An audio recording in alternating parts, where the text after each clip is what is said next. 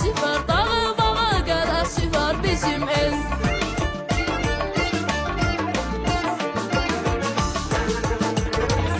Al qızıldan tayalar yüksəlir göylərə, alqış alqış yenə də qəhrəman ellərə.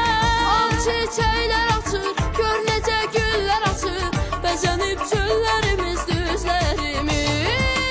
Ağ çiçəklər açır, gör necə güllər açır, bəzənib çöllərimiz, düzlərimiz. Çilləsi çərşənbəsi var, igidlərin səsi var, dağı bağı qələsi var bizim el.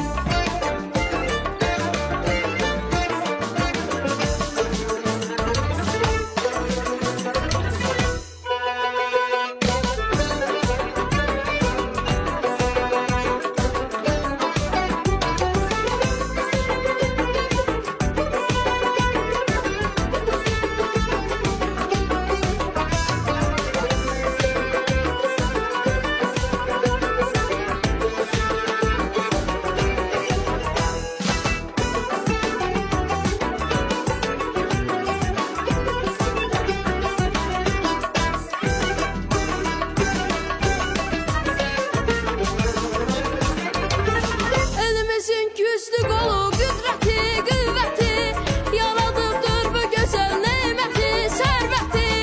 Ağ çiçəklər açır, gör necə güllər açır, bəzənib çöllərimiz, düzlərimiz. Ağ çiçəklər açır, gör necə güllər açır, bəzənib çöllərimiz, düzlərimiz.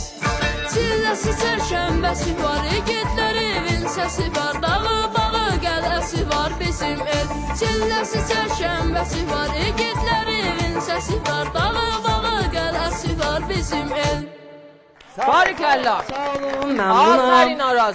Yes. Araz vaqəən atiyəlidir Varım. və Arazdan ayəndə də çox tər eşidəcəyik Bəli. özünə, atasına.